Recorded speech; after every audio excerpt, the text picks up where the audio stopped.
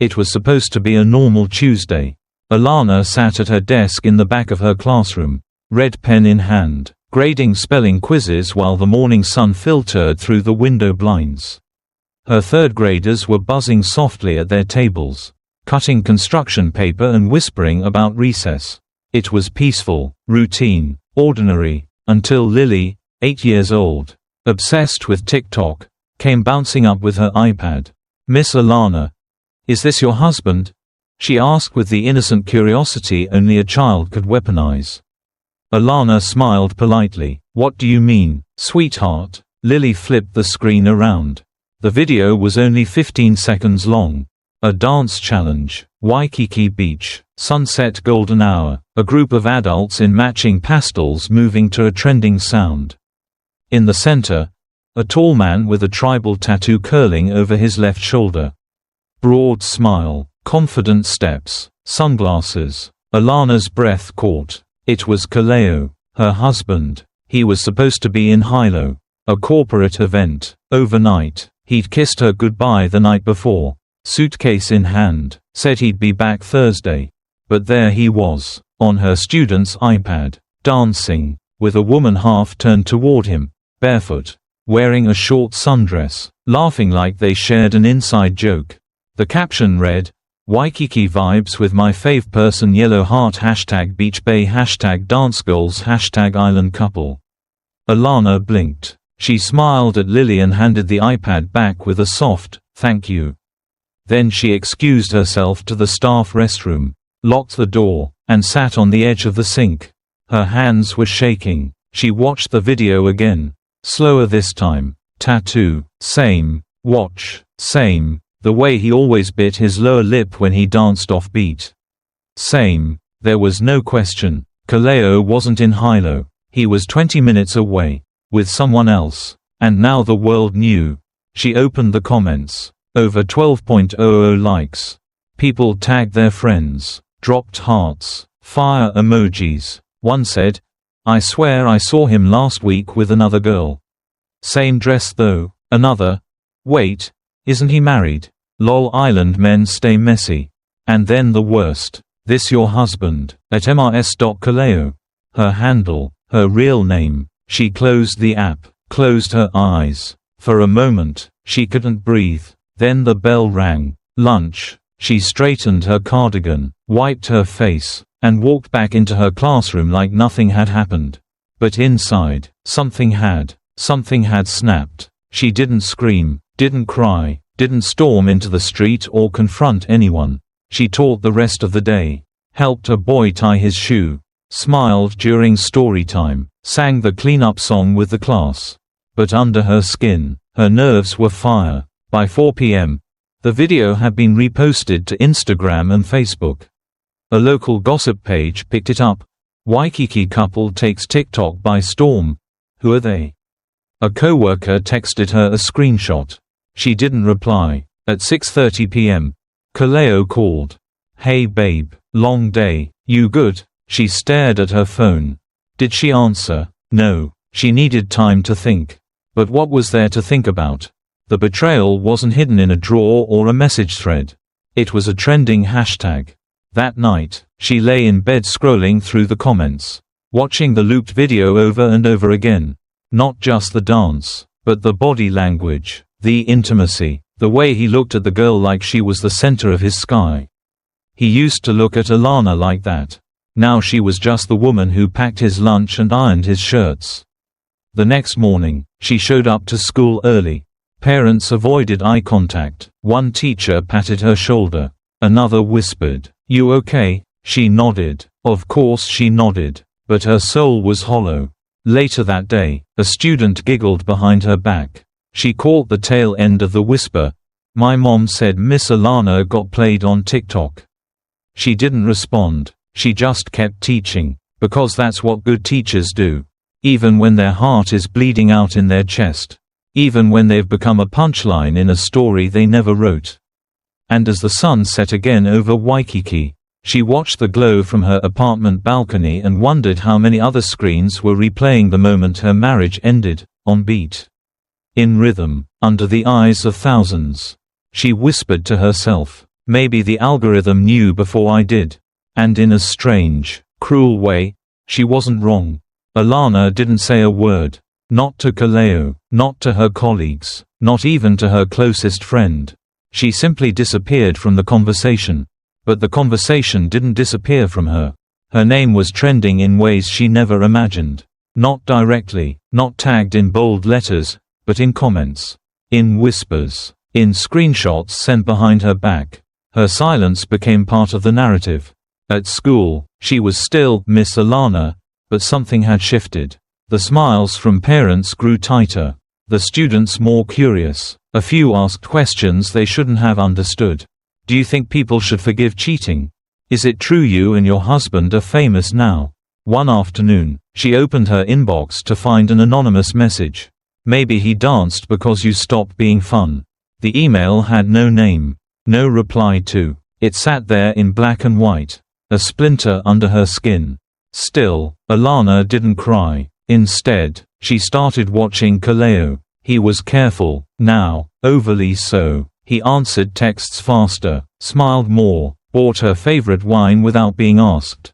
Guilt, she figured, or panic, but he never mentioned the video.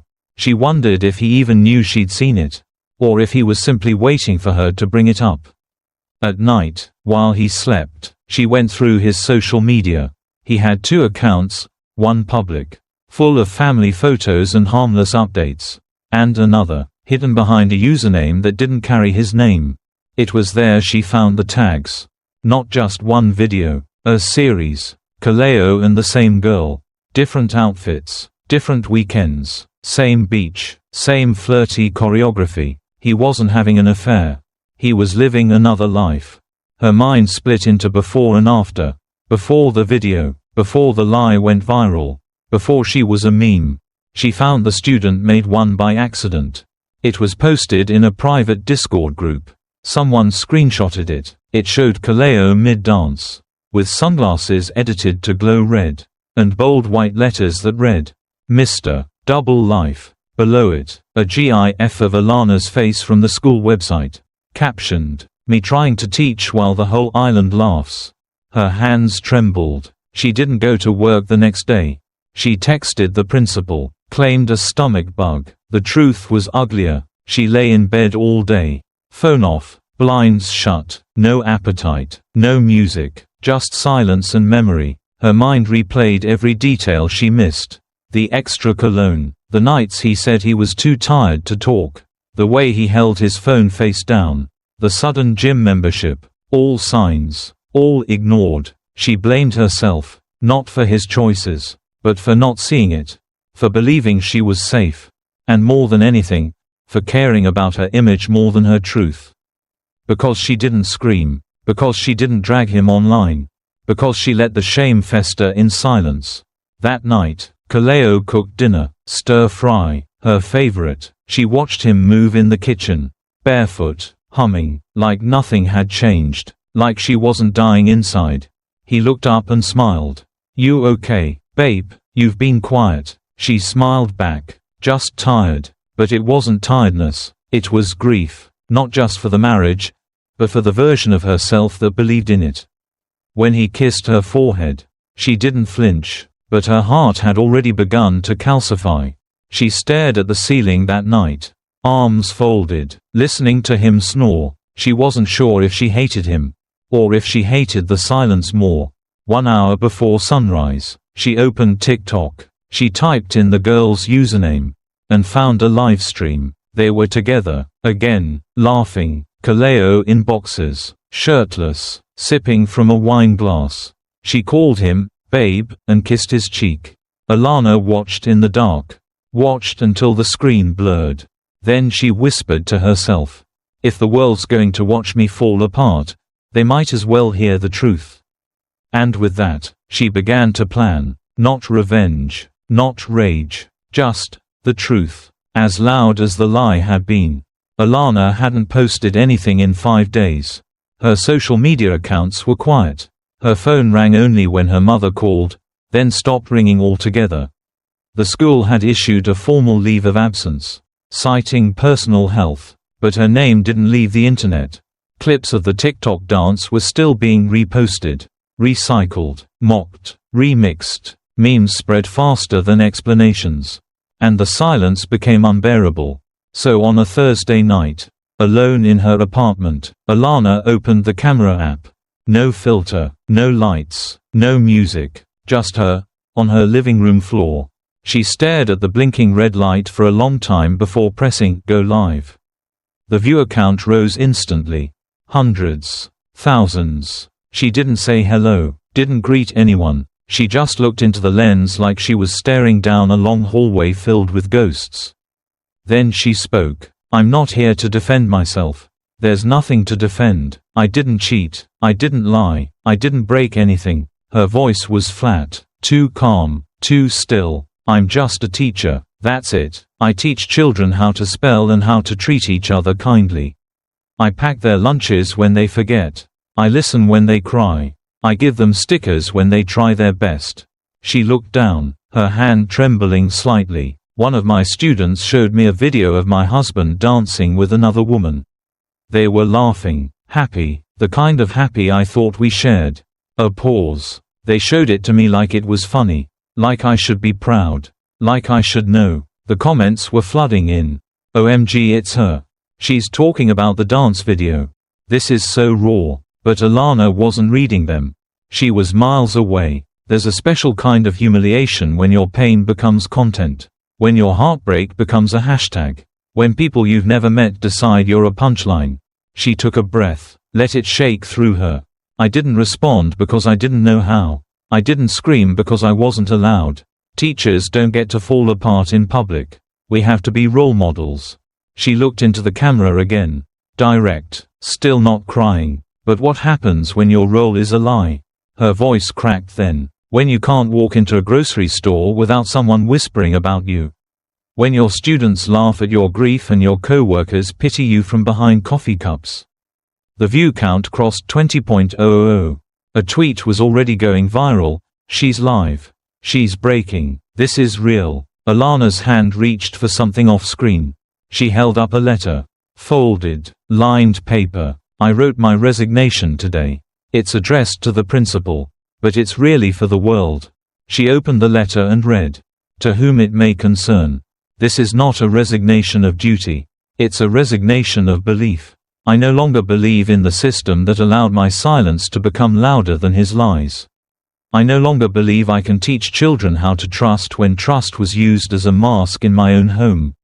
I no longer believe that kindness will protect you from cruelty. Or that dignity can shield you from exposure. She folded the letter. Set it aside, then looked straight ahead. There's a final thing I want to say. She leaned in slightly. If a teacher has nothing left to teach, not even trust, what reason does she have to exist? The room went quiet. So did the chat. She reached off screen again. The screen jolted slightly, then froze. An error message appeared. This live stream has ended. But the internet didn't forget. Within minutes, the footage was screen recorded. Uploaded, dissected. Police confirmed hours later, Alana had taken her own life. The camera was real, the moment was real, and the island of Oahu shook. Not from a natural disaster, but from the aftershock of truth delivered too late. News anchors said her name like a prayer. Parents wept, students cried. The school held a candlelight vigil. Kaleo went silent. So did the girl. TikTok removed the video, but not before it hit 1 million views. And for the first time, no one was dancing, no one was laughing, only remembering, and asking themselves, what if we had listened when she said nothing at all? Alana's name didn't fade, it etched itself into the island's bones. By morning, her livestream had been downloaded, translated, subtitled, and shared across continents. Hashtags trended globally. Hashtag Alana speaks. Listen before it's delete. Hashtag the teacher we failed. The school district released a statement. So did the mayor. So did influencers and celebrities who had never met her but now felt compelled to claim her story. But the students didn't need press releases. They had memories. One third grader cried when he saw her empty desk. Another left her a note that read, "I'll spell better because you believed I could." The candlelight vigil outside the school drew hundreds. Former students came with crumpled art projects from years past. Parents brought flowers. One father whispered, "She helped my daughter speak again." But nothing softened the silence that settled in her classroom. It was the kind of silence that no lesson plan could fix. Kaleo lost everything. Brand deals, sponsorships. His agency dropped him. His inbox flooded with death threats. He posted a single black square on Instagram. With a caption, "I'm sorry." It was taken down within hours after a barrage of comments. The girl, her name was Maya, deleted her entire online presence. She released a statement through a PR firm claiming she never knew Kaleo was married. She was 19. She said she was scared. The internet, which once laughed, now growled. But Alana was gone, and guilt had no one left to return to. A month later, someone tied a hand-painted sign to the front gates of the school. It wasn't large, it wasn't fancy, just cardboard and blue paint. She didn't die for love. She died because no one listened. No one took it down. It became a landmark. Students walked past it every day. Some touched it before entering. Some cried in front of it without knowing why. Kaleo was never charged. No law had been broken. Only a spirit. Only a truth. At the end of year assembly, her chair was left empty. Draped in white, a single sunflower placed on the seat. The principal tried to speak. Couldn't. A teacher read Alana's resignation letter aloud. The gym was silent except for breathing. And in that silence, a kind of reckoning happened. Not public, not loud, just understood. For the first time, they heard her, not her words, her absence, and it was louder than anything she could have said. Years later, a scholarship was created in her name, for students who showed strength in kindness. Not just grades. But the ache never really left. Not for the staff, not for the children, and not for the island that had watched it all unfold. Because the video faded, but the lesson didn't, and neither did the question it left behind. What does it take for us to truly hear someone, before it's too late? No one has answered it. Not yet. Maybe we're still learning, maybe we always will be. Alana's silence shook a community. But the next betrayal didn't unfold in whispers.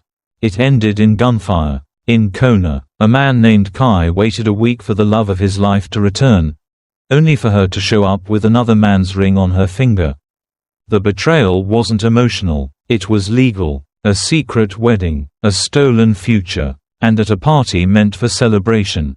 Kai snapped. 2 lives ended, one was sentenced to die.